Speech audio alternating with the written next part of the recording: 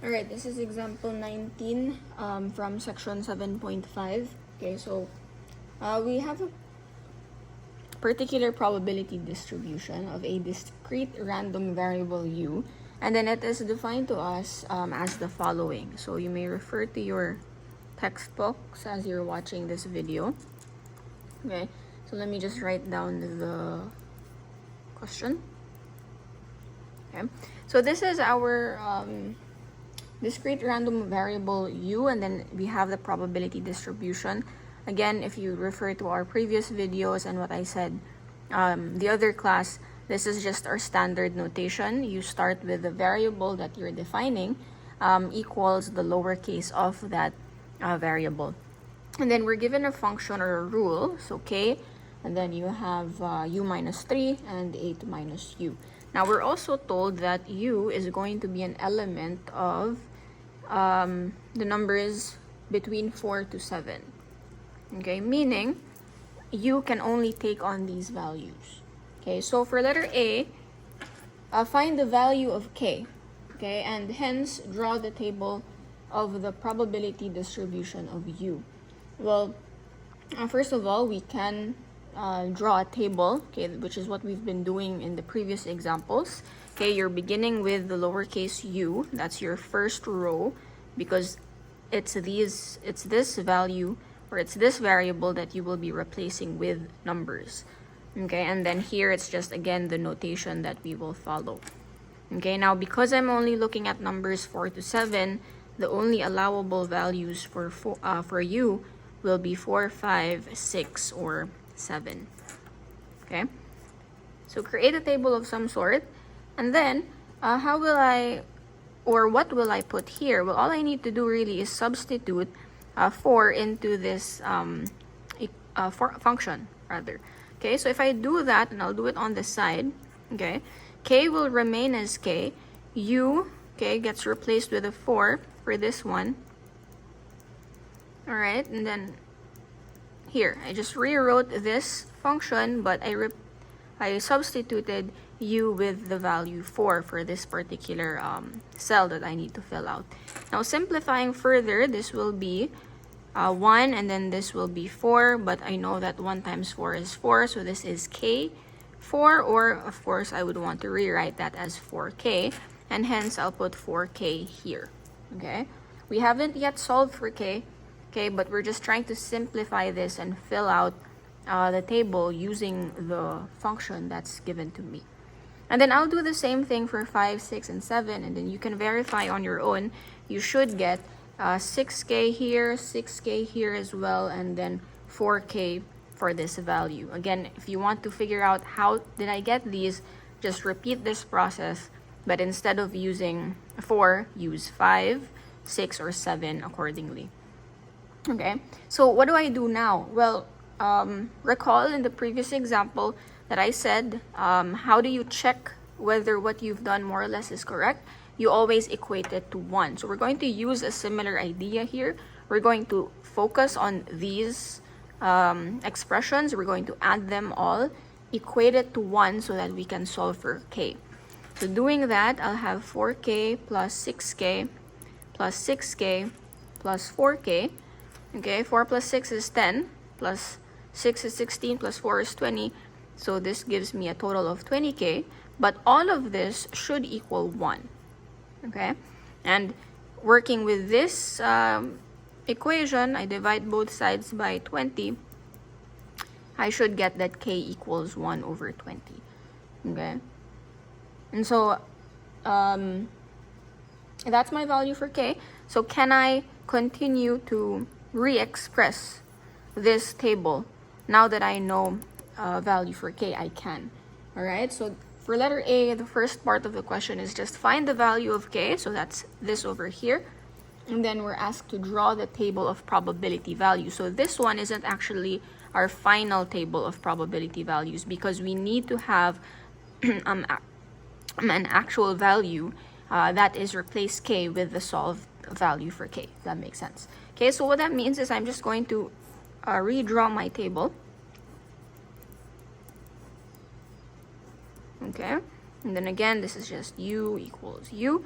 Now, what is 4 times 1 over 20? That's the same as 4 over 20, which should simplify to 1 over 5. Okay? And then same goes for 6k, knowing that k is 1 over 20. What is 6 times 1 over 20? That's 6 over 20, which simplifies to 3 over 10. Okay? And then you'll do the same thing for this one and for that one using the value for k. Okay? And you should get the following as the final table of probability distribution of u. Okay? So that's for letter A. Moving on to letter B, this time, in 100 trials, okay, calculate the expected value of each possible outcome of u. Okay, well, to get the expected value, what you really need to do is just multiply this one times the corresponding probability. Okay, so if I want to find the expected number of occurrences for 4, okay, all I need to do is multiply 4 with the corresponding probability. So I'll have 4 times 1 over 5. Okay, so as your book is explaining for letter B, if I want to focus on u equals 4, okay, to do that, I will do 100. Okay, let me rephrase that in case it's a bit misleading. You're not actually multiplying these two numbers. I think that's what I said earlier. What you're doing is you're going to focus on the probability under the variable you're considering and multiply that by the number of times that is mentioned in the problem. So, just to be absolutely clear, what I'm doing is I'm going to get this probability, which is 1/5, and then I'm going to multiply that by 100 because the question is telling me that I will have 100 trials. Okay, now I'm not multiplying these two numbers. Let me correct myself. Instead, I am focusing on 4. Okay, and then I'm going to multiply the probability times the number of trials mentioned, and this one will give me 20.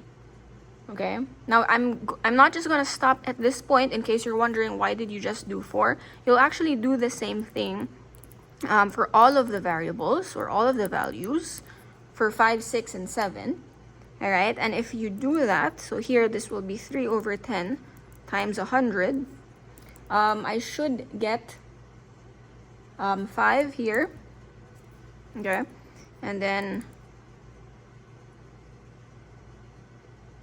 if I multiply that by 100, let me just double check. Okay, sorry, this should be 30. I was looking at the wrong thing. And then this one should be the same because they're the same probability. Okay, so this will also be 30. And then finally this one is, if I multiply that by 100, I should also get 20. Okay, and now this makes more sense. All right, so I've already calculated, okay, the expected number of occurrences, and the question is asking us for each possible outcome, so I should indeed have 4 answers for letter B. Okay, all right, let's move on to letter C. Okay, it's asking us to find the mean of the values of u found in these 100 trials, assuming the frequencies of each outcome of u are given by your expected values in B.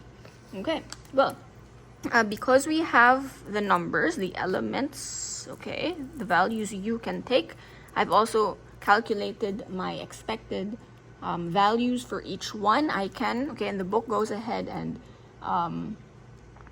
creates a table, okay, for you. All right, I'll just do that. I'll sketch it real quick. EF for expected frequency. I'm just shortcutting this. Alright, so in case you're wondering how they ended up with this table, it's actually just the answer from letter B tabulated. Okay, so how do I get the mean? Okay, and this is what I kind of was referring to earlier, which I hope I don't confuse you. Now, at this point, I will be multiplying the numbers, like the numbers in the column. So, for this one, I will be doing 4 times 20. Alright, I'll put that in parentheses, plus the second part, 5 times 30, again in parentheses, and then plus 6 times 30, plus 7 times 20. Okay, your book doesn't group them in parentheses, but I would put that so you can clearly see the groupings. All right, and then I divide by 100. Why am I dividing by 100? Because I'm doing this 100 times, right? That's the number of times it should appear. So this, if you enter this in your calculator, should give you 5.5, okay, as the final decimal answer. All right, so again, if the question is asking us to find the mean of values, okay, and then you have this given information, all you need to do is multiply the expected frequency to each particular value, if you will, okay, and then you'll just add them all up. Okay, it's similar to getting the average or the mean of numbers. You just add everything up and then you divide by how many times they appear or how many numbers you have. Okay, in this case, it's a similar idea. You just have to multiply them first, and then you'll be adding each of those products, and then you divide by the number of trials, which in this case is 100.